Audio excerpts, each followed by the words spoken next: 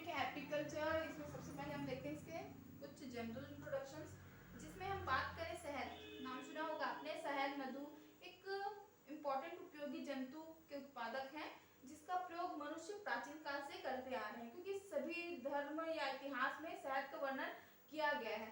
शहद एक पौष्टिक आहार होता है, साथ ही साथ औषधि और जो सौंदर्य उत्पादन होते हैं ना, उनके रूप में प्रयोग किए जाते हैं। इस कारण इसका जो आर्थिक महत्व होता है वो अधिक होता है, क्योंकि ये फाइलम आर्थ्रोपोडा की एक प्रजाति के द्वारा हमें जो शहद होती है वो प्राप्त की जाती है। यह सामान्यतः जो मधुमक्खी होती है ना, जिसे एपिस के नाम से जाना जाता है, मधुमक्खी का एक महत्वपूर्ण उत्पादन शहद और मोम भी है। मधुमक्खी के द्वारा जो पॉलिनेशन की प्रोसेस होती है, आपने परागीकरण सुना होगा, उसके द्वारा ये प्रक्रिया की जाती है। साथ ही साथ जो कृषि और एग्रीकल्चर, साथ ही साथ हॉर्टिकल्चर होते हैं, उनमें भी इम्पोर्टेंट रोल शो करता है। मधुमक्खी एक सामाजिक संगठन वाली इंसेक्ट होती है, जो कि क्या करती है, कॉलोनी में बोल सकते हो आप, ये एक समूह या कॉलोनी बना करके रहती है, क्योंकि इनकी कॉलोनी एक अत्यंत संगठित, साथ ही साथ सुव्यवस्थित भी होती है। इनमें श्रम विभाजन देखने को मिलता है। ये सभी जगह में जो पराग होते हैं उनको एकत्रित करने के लिए इनमें बहुत अधिक, आप बोल सकते हो, श्रम, ये अधिक श्रम में देखने को मिलता है, क्योंकि ये फूलों के जो पराग होते हैं ना, उनके द्वारा ही शहद का निर्माण करते हैं। साथ ही साथ मनुष्य ने क्या किया, ये अधिक मात्रा में उत्पादन करने के लिए इन्होंने इसका पालन करना स्टार्ट कर दिया, और पालन करने के साथ साथ इनमें नई नई तकनीकों को इन्होंने अपनाया, जिसे हम एपीकल्चर या मधुमक्खी पालन के नाम से जानते हैं। बात करें इसके आजकल के जो मधुमक्खी के छत्ते होते हैं, उसके शहद के निष्कर्षण करने की विधि काफी उन्नत हो गई है, क्योंकि जो पुरातन पद्धति थी ना पिछले वाली, उनमें शहद निकालने की जो विधि है वो बोल सकते हो आप अत्यंत दूषित होती होगी। साथ ही साथ जो आधुनिक युग में शहद निष्कर्षण है, उसको वैज्ञानिकों के द्वारा इन्होंने कृत्रिम छत्ते का निर्माण किया, और उसी विधि के उन्नत होने पर उसे प्रयोग करते गए। अब हम इसकी बात करते हैं कुछ कैरेक्टरिस्टिक बिहेवियर की, कुछ विशिष्ट लक्षण होते हैं इनमें। ये मधुमक्खी भी एक बहुत जैसे सामाजिक संगठन वाला इंसेक्ट है, हमें बताया, तो ये समस्त विश्व में पाई जाती है। साथ ही साथ ये फाइलम आर्थ्रोपोडा के ऑर्डर हाइमेनोप्टेरा, साथ ही साथ फैमिली एपिडी के सदस्य होते हैं। ठीक, लक्षण की बात करें तो ये जो शीत ऋतु आती है उनको छोड़ करके सभी मौसम में ये एक्टिव होते हैं। साथ ही साथ शरद ऋतु के दौरान जो पुष्प खिलते हैं ना, उसके मौसम में ये कॉलोनी या बोल सकते हो आप सामूहिक एक शहद एक छत्ते का क्या करती है, फॉर्मेशन करती है। इनमें जो आप हमने भी बताया था, श्रम विभाजन देखने को मिलता है, बहुरूपता भी बोलते हैं जिसे। साथ ही साथ इनमें जो श्रमिक मधुमक्खियां होती है ना, उनके मध्य बोल सकते हैं कि वेग नृत्य किया जाता है, जिसे मधुमक्खी की भाषा भी कहते हैं। तो ये कुछ इसके स्पेसिफिक मतलब कैरेक्टरिस्टिक बिहेवियर थे, कुछ विशिष्ट लक्षण थे। हम अब बात करते हैं नेक्स्ट इसकी स्पीसीज ऑफ हनी बी की, कुछ मधुमक्खी की विशेष प्रजातियां पाई जाती हैं। तो सबसे पहले इसमें आता है आपका एपिस डॉर्सेटा, इसे रॉक बी भी बोलते हैं, मतलब पहाड़ी मधुमक्खी भी बोलते हैं। इसके कुछ कैरेक्टर देखें तो ये हम इन्हें सारंग भी कहते हैं। साथ ही साथ ये सबसे बड़े आकार की लगभग 20 मिलीमीटर लंबी होती है। ये बहुत अधिक मात्रा में शहद बनाती है, और इसके जो श्रमिक होते हैं ना, वो बहुत अधिक एक्टिव होते हैं। वही हम बात करें नेक्स्ट आपकी एपिस इंडिका की, तो इसे जैसे जो इंडियन भी होते हैं ना, वो सारे ये एपिस डॉर्सेटा से आकार में क्या होते हैं, थोड़ी छोटी होती है। साथ ही साथ ये जंगलों तथा जो मैदानी क्षेत्र होते हैं ना, वहां पे प्रेजेंस होते हैं। ये अंधेरे में रहना पसंद करते हैं, और साथ ही साथ प्रत्येक छत्ते से लगभग 2 से 3 केजी की शहद प्राप्त की जाती है। यह एक ही स्थान पर कई छत्तों का क्या करती है, फॉर्मेशन करती है। साथ ही साथ स्वभाव से शांत, मतलब शांत प्रवृत्ति की होती है, और इनका पालन करना आसान भी होता है। नेक्स्ट हम देखें यहाँ पे एपिस फ्लोरिया की। एपिस फ्लोरिया, जिसे लिटिल बी भी बोलते हैं, छोटी मधुमक्खी, ये एपिस इंडिका से आकार में और छोटी छोटी होती है। साथ ही साथ इनका शहद उत्पादन बहुत कम मात्रा में होता है, और इनकी मतलब बोल सकते हो आप, अगर इनके आर्थिक महत्व की बात करें तो आर्थिक दृष्टि से इनका पालन लाभप्रद नहीं नेक्स्ट देखिए एपिस मेलिफेरा की, तो इसे यूरोपियन बी भी बोलते हैं। ये बहुत अधिक अल्प मात्रा में शहद का उत्पादन करती है, साथ ही साथ शांत प्रवृत्ति के होने के कारण इनका पालन आसान भी होता है। अगर हम आर्थिक दृष्टि से देखें तो ये उपयोगी प्रजाति में से एक है। हम बात करें यहाँ पे डिवीजन ऑफ लेबर और सोशल ऑर्गेनाइजेशन की, कि श्रम विभाजन किस तरह से होता है या सामाजिक संगठन किस तरह से हनी बी में की जाती है। तो जो जीवित प्राणियों के समूह में उपस्थित जितने भी विभिन्न प्राणियों में ये क्या होते हैं, अलग अलग कार्य करने की एक उनमें प्रवृत्ति जो पाई जाती है ना, उसे ही हम यहाँ पे क्या बोलते हैं, श्रम विभाजन। साथ ही साथ ये सामाजिक संगठन भी कहलाती है, क्योंकि मधुमक्खियों में जो सामाजिक संगठन है या श्रम विभाजन है वो प्रेजेंस होता है। मधुमक्खियों की एक कॉलोनी में लगभग 40 से 50 हजार तक मधुमक्खियां प्रेजेंस होती हैं।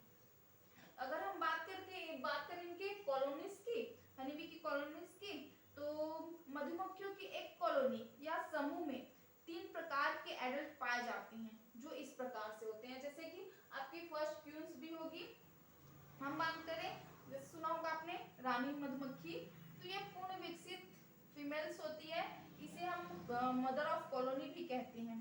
इस सामान्यतः एक रानी मधुमक्खी पाई जाती है जो कि रॉयल जेली कहलाती है। ये ना तो पराग एकत्रित करती है और ना ही शहद बनाती है। इसका कार्य केवल एग करना होता है और इनका जीवन काल 2 से 5 वर्ष तक की होता है। यह जीवन में केवल जैसे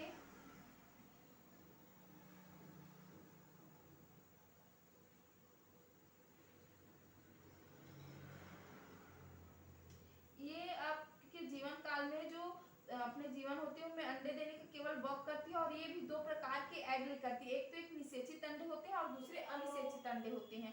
अनिषेचित अंडों में बात करें तो जो रानी मधुमक्खियां होती हैं और साथ ही साथ दूसरी जो श्रमिक बनाते हैं, जबकि जो अनिषेचित अंडे होते हैं ना उनसे केवल मेल जो हनी बी होते हैं वो उत्पन्न होते हैं।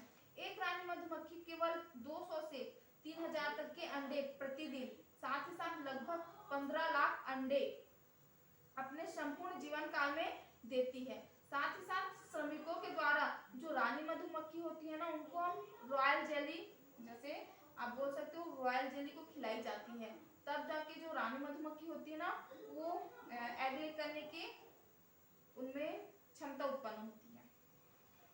जितने भी श्रमिक मधुमक्खियां होते हैं इसे या तो मार देती है या एक कॉलोनी से क्या करती है, भगा देती है। तहाँ वो विकसित होने पर जो लार्वा होती है ना वहां से रॉयल जेली खिला करके एक नई रानी मधुमक्खी बना लेती है। ठीक, नेक्स्ट हम बात करें यहाँ पे ड्रोन की।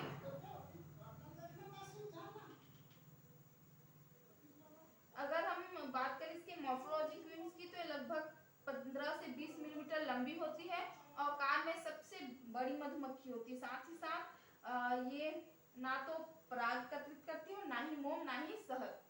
वही हम नेक्स्ट देखे कि ड्रोन की, तो ड्रोन ये एक मेल भी होते हैं, नर मधुमक्खियां जो अनिषेचित अंडों से क्या होती है, पार्थोजिनोसिस के द्वारा बनती है, और इनका कार्य केवल जो क्वीन होती है ना उनके साथ एग ले करना होता है।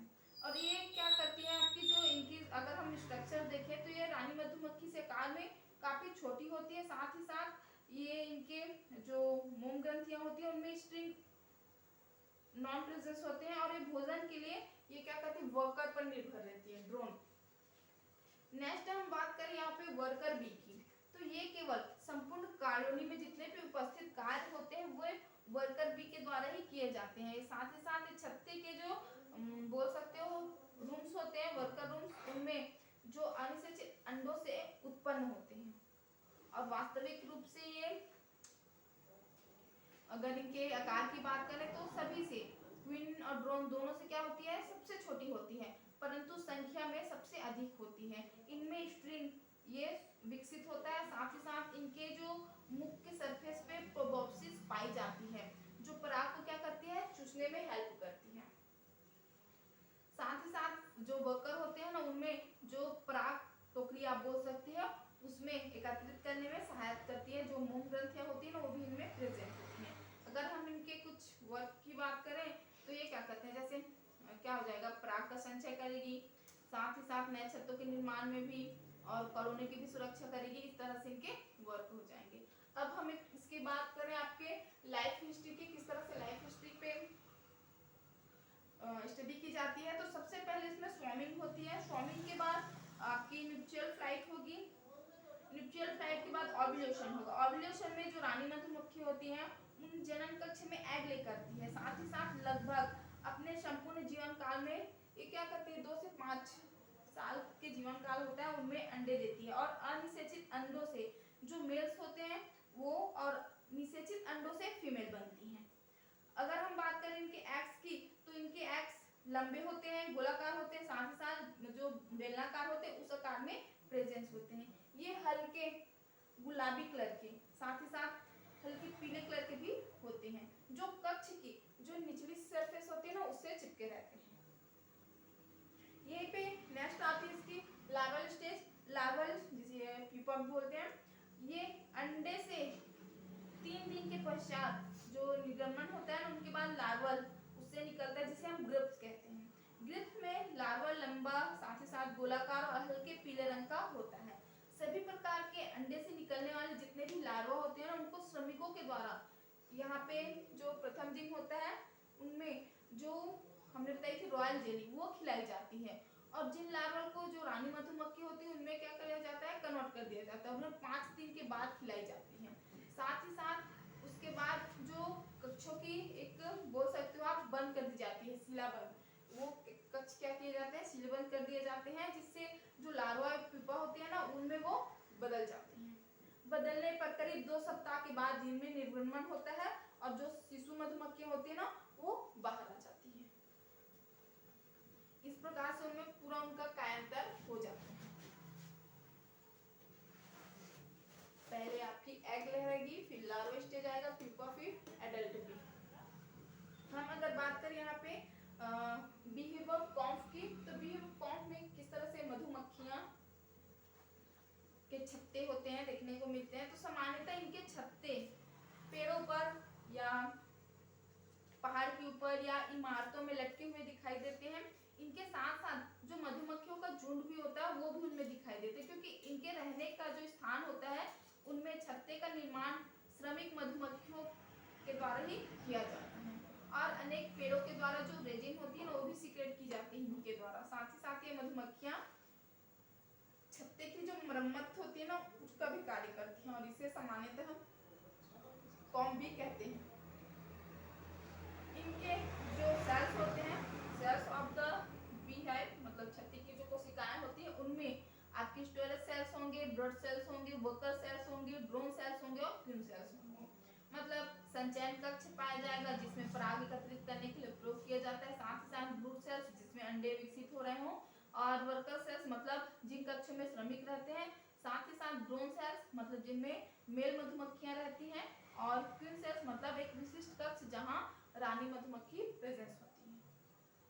ठीक, इस तरह से इनमें क्या किया जाता है, एक आप बोल सकते हो छत्ते में इतने सारे रूम्स या सेल्स वो एकत्रित होते हैं। वही हम बात करें इसके economic importance of honey bee की, कि किस तरह से इनका शहद का आर्थिक महत्व होता है। तो शहद को मनुष्य के द्वारा जानते हैं कि खाद्य पदार्थ साथ साथ औषधि रूप में प्रयोग करते हैं, क्योंकि एक पौष्टिक गुणवत्ता इनमें अधिक होती है। जैसे शर्करा, मिनरल, विटामिन आदि प्रेजेंस होते हैं ना, जो शरीर में आसानी से क्या किए जाते हैं, अवशोषित कर लिए जाते हैं। अब हम बात करें इसी शहद का जो औषधि महत्व होता है वो एक बैक्टीरिया रोधी प्रतिजैविक भी होता है, जिसका उपयोग शहद के रूप में किया जाता है। जैसे हीमोग्लोबिन को बढ़ाता है, रक्त शोध का कार्य करता है, कफ, सर्दी, बुखार से बचाता है। तो ये सारे उसके सिम्टम्स है। अल्सर से सुरक्षा करता है, कुपोषण से बचाने में प्रभावकारी है, टाइफाइड के उपचार में हेल्प करता है। तो इसके आर्थिक महत्व है। अगर हम वही बात करें कि इसके डिसीज की, किस तरह से इनमें डिसीज होती है मधुमक्खियों में रोग, तो भारत में मधुमक्खियों में विभिन्न टाइप्स के रोग होते हैं। सबसे पहले हम बात करें पैरालिसिस की, लकवा। तो एक बहुत हानिकारक साथ ही साथ संक्रमण फैलाने वाला रोग होता है। यह विषाणु जनित रोग है, साथ ही साथ जो डाइजेस्टिव सिस्टम होता है उसमें असामान्यता होने से होती है, क्योंकि यह लिवर्स में इसके कारण सूजन आ जाती है और मधुमक्खियां जो है लड़खड़ाने लगती है और उड़ नहीं पाती, और क्या हो जाती है, इनकी डेथ हो जाती है। वही बात करें दूसरी डिसेंट्री की, तो ये दूषित भोजन करने से होती है, और इनमें जो लूज मोशन होता है वो होने लगती है, साथ ही साथ मधुमक्खियां अक्रिय होकर क्या हो जाती है, मर जाती है। एक एक्रिन रोग भी होता है, ये भी जो मधुमक्खियों के ट्रैकिया है ना उसमें घुस जाने से, एक परजीवी है, बर्थी बोलते हैं जिसे, एक्एडिपिस बर्थी, हम बर्थी के नाम से ही जानते हैं, माइट के नाम से, उनमें घुस जाने से इस बर्थी क्या करती है, अंडे दे देती है, जिससे उनके जो रिस्पिरेशन की प्रोसेस होती है ना उनमें बाधा उत्पन्न हो जाती है। वही नेक्स्ट आती है आपकी सेप्टिसिपिया, मतलब एक सूक्ष्म जीव जो बैसिलस एपिस होती है उसके द्वारा मधुमक्खियों के जो ब्लड होते हैं उनको क्या करती है, संक्रमित कर देती है, जिससे यह रोग उत्पन्न हो जाता है। वही नौसीमा रोग भी होता है, यह भी नौसीमा एपिस नामक एक स्पोरोजोआन होते हैं, प्रोटोजोन्स के द्वारा क्या होती है, उत्पन्न होती है, जो आपकी जो मधुमक्खी होती है इनकी इंटेस्टाइन को संक्रमित कर देती है। वही अमीबिया रोग भी होता है, यह रोग भी जो मैल्पिक अमीबिया होता है ना या मैल्पिसी अमीबी उसके द्वारा उत्पन्न होते हैं। और इनके ट्रीटमेंट की अगर बात करें तो लकवा से बचाव के लिए जो रानी मधुमक्खी होती है, रानी को क्या किया जाता है, बदल देना चाहिए। जैसे बचाव के लिए रानी मक्खी को क्या करते हैं, चेंज कर देते हैं, साथ ही साथ इनके जो फ्रेम होता है ना कॉम्फ का वो साफ रखते हैं, साथ ही साथ डिस्टेंसी से बचाव के लिए जो पेट्रोल या सैफोल तेल होता है ना उसका छिड़काव करते हैं, और एक मिथाइल सैलिसिलेट से भी इनके छत्ते को क्या किया जाता है, उपचारित किया जाता है। तो इस तरह से जिससे इनकी ट्रीटमेंट की जाती है।